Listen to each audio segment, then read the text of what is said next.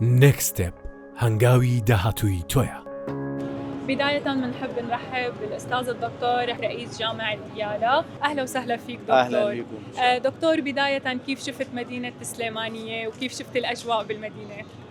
هي مدينة سليمانية معروفة بجمالها وأجواءها الجميلة، هوائها المنعش وأهلها الطيبين المرحبين حقيقة بالزائرين بشكل عام. يعني وأنا والستاف التدريسي اللي كان معي حقيقة مستمتعين جدا بالأجواء في مدينة السليمانية. وعادة من نروح نريد ريلاكسينج ونريد وقت راحة، أول ما نفكر بها نجي على السليمانية. أهلا وسهلا فيك يا رب. دكتور، هيدي السنة أول مرة بتشارك جامعة ديالا بمعرض نيكست ستيب، فكيف شفت المشاركة؟ كيف أنت بتقيم الحضور، لعدد الطلاب اللي إجا؟ على العلم هيدي السنة يعني بالبداية اليوم، خلينا نقول على اليوم الأول تم تسجيل حضور أكثر من 4000 طالب، فكيف شفت المعرض بالنسبة لنيكست ستيب؟ بدءا أنا أشكر حقيقة القائمين على المعرض، الأستاذ آمانج والست أبين، والحقيقة وزارة التعليم في الأقليم اللي قدموا لنا دعوة، مشكورين لحضور هذا المهرجان أنا أسميه حقيقة لهذا المعرض التعليم هذا الكبير نيكست ستيب. بصراحة الإقبال رائع من أبنائنا الطلبة في الأقليم، وخصوصا بعد توجيه معالي الوزير في وزير التعليم العالي والبحث العلمي الاتحادية الدكتور نعيم العبودي المحترم بفتح آفاق التقديم والقبول المركزي وتخصيص مقاعد لطلبة الإقليم للدراسة في جامعات المركز، يعني امتدادا من ديالى إلى جنوب العراق وإلى شرقه وغربه. تعرفون أكو أكثر ما يقارب من 37 جامعة حكومية وأكثر من 80 جامعة أهلية أيضا. الحقيقة الأجواء هنا كانت رائعة في نيكست ستيب في اليوم الأول، وحضور وإقبال كبير من الطلبة. نحن ربما نكون ممثلين عن الجامعات الحكومية. جامعة ديالا مشاركة لأول مرة، وإن شاء الله لن تكون المرة الأخيرة.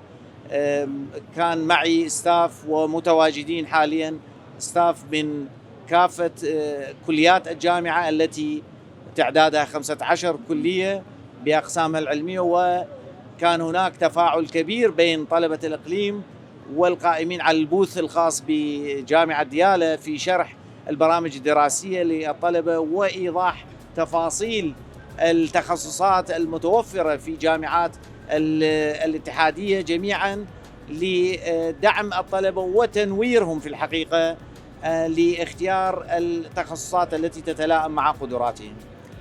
دكتور، بالنسبة لجامعة ديالا وقت تم طرح الدعوة ودعوتكم للمشاركة بالمعرض، كيف أخذتوا هذا القرار للمشاركة والدخول بالمعرض لأول مرة؟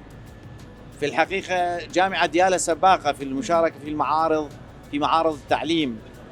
سبق أن نحن لنا مشاركات متتالية في معرض العراق الدولي للتعليم، والذي يقام على أرض معرض بغداد الدولي وبرعاية من وزارة التعليم العالي العراقية.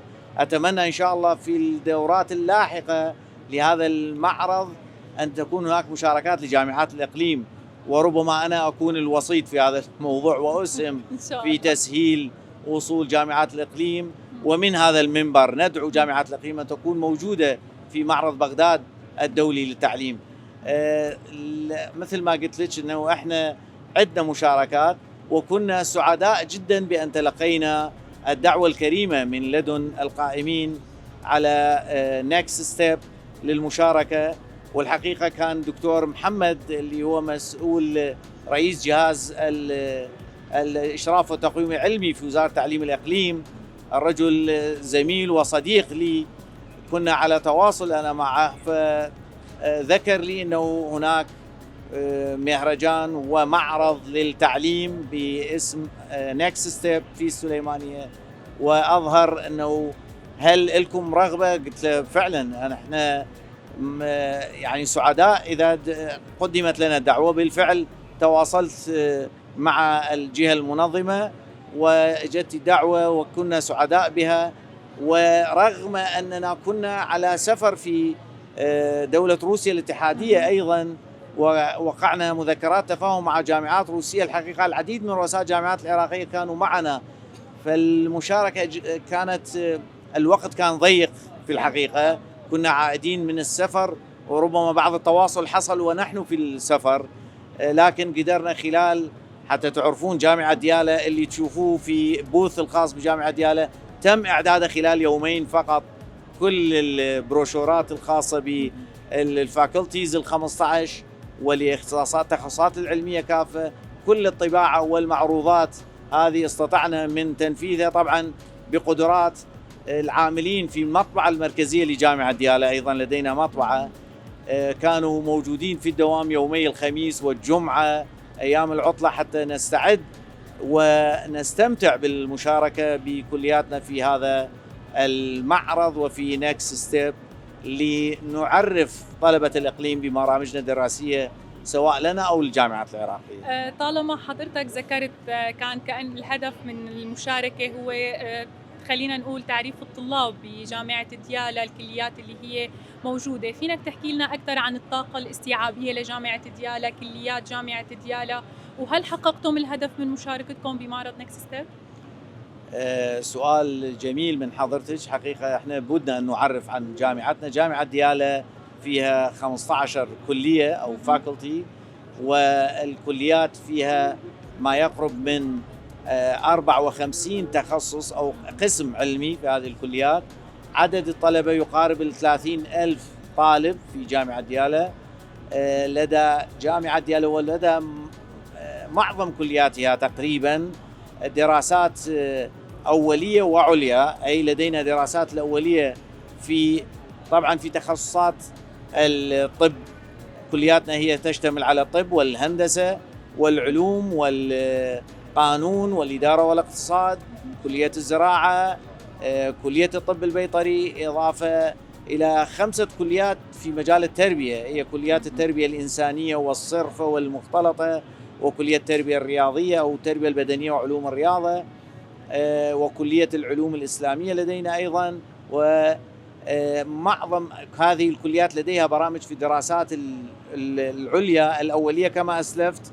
في الأولية معظمها لديها دراسة صباحية ومسائية، ولدينا الدراسة الموازية هنا في الإقليم تسمى البارلل ستاديز، ولدينا أيضا برامج الدراسات العليا في مجال الماجستير والدكتوراه في العديد من التخصصات، الطب والهندسة والعلوم، وفي تخصصات الزراعة والطب البيطري، وفي التخصصات التربوية كافة، وفي اللغات أيضا وهي اللغة الإنجليزية. فجامعتنا غنية الحمد لله بالتخصصات، وغنية بأعداد الطلبة، وغنية بأعداد الأساتذة والستاف التدريسي الموجود في هذه الجامعة. تمام دكتور، بالنسبة لمشاركتكم هذه لأول مرة، هل بتفكروا وتخططوا للسنة القادمة تشاركوا، وخاصة في منح تبادل كمان تم إطلاقها بين وزارة التعليم العالي في العراق ووزارة التعليم العالي في إقليم كردستان لمنح تبادل ل 500 طالب من كل جهة، فجامعة ديالى بالنسبة للعام القادم هل لديها خطط للمشاركة في معرض نكست ستيب؟ والله بالتأكيد، يقال اللي يزور المكان مرة ويجد الترحاب والجو الطيب، وأيضا يجد الأكتيفيتيز المتوفرة هنا خلال المعرض. حقيقة لسنا فقط من أفدنا الطلبة، بل نحن استفدنا أيضا من خلال تلاقح الأفكار ودراسة رغبات الطلبة، حيث أننا أيضا نسجل رغبات الزائرين للتفكير بإنشاء تخصصات أو استحداث تخصصات ذات علاقة بسوق العمل. فاتني أن أذكر نحن في هذه السنة أيضا استحدثنا كلية هندسة تكنولوجيا الذكاء الاصطناعي بقسمي هندسة الذكاء الاصطناعي وهندسة الأمن السيبراني، إضافة إلى تخصصات فرعية في كليات العلوم كالبايو انفورماتيك أيضا الذكاء الاصطناعي. جدا مهتمين هذه السنة باستحداث تخصصات في مجال الذكاء الاصطناعي. بالتأكيد نحن نخطط لمشاركات قادمة، طبعا إذا أنتم أو الجهة المنظمة وجهت لنا الدعوة سنكون على رأس الوفود التي ستشارك. حقيقة فاتني أن أذكر جامعة ديالى تستقبل العديد من طلبة الإقليم سابقا. أنا شخصيا قبل أسبوع من الآن ناقش طالب من السليمانية، هو من جامعة قرميان. يعني حقيقة أنا كنت المشرف على أطروحته في الدكتوراه، وناقش قبل حوالي أسبوع من الآن. هو من طلبة مدينة كلار ويسكن السليمانية أيضا. لدينا طالبة أخرى أنا كنت مشرف لها من جامعة السليمانية، وناقشت وحصلت العديد من الطلبة حصلوا على شهادات الماستر والدكتوراه سواء من جامعة السليمانية أو من مناطق الإقليم الأخرى.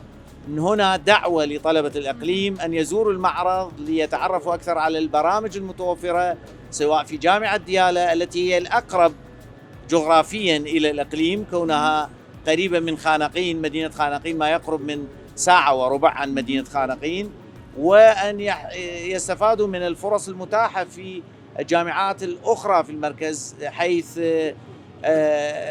ربما تسعفهم ربما معدلات القبول أيضا في الحصول على تخصصات أكثر غنى، وربما تخصصات ذات علاقة بسوق العمل وهم يرغبون فيها. فنحن على استعداد لاستقبالهم وتبادل الطلبة مع الجامعات الإقليم بموجب توجيهات وزارة التعليم العالي وتوجيهات معالي الوزير الدكتور نعيم العبودي، حيث وجه بأن تكون الأبواب مشرعة ومفتوحة أمام طلبة الإقليم، ونحن نوفر البيئة الدراسية الملائمة للطلبة سواء من السكن والتعليم ونقول في الكلمة التي لابد من أقولها أنها الأمن مستتب. أنا أقول لطلبة الإقليم اطمئنوا، في مناطقنا لا يوجد ما يثير يعني القلق لديكم أو لدى عوائلكم. الأمان مستتب، والجميع يعمل بروح الفريق الواحد ويستحصل العلم طلبتنا، وأنتم مرحب بكم إن شاء الله في جامعة. إن شاء الله.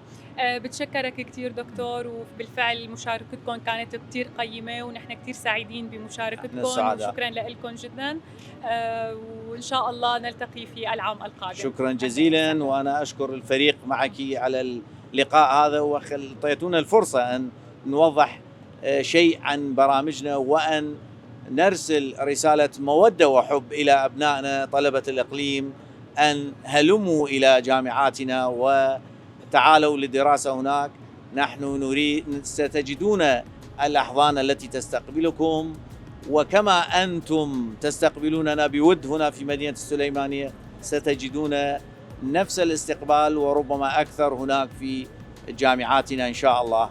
شكرا جزيلا لك وللفريق العامل معك. شكرا أهلا وسهلا. شكرا لك دكتور للمشاركة، وشكرا للقاء معك، وإن شاء الله بنطلع للمشاركة في العام القادم. إن شاء الله. شكرا جزيلا.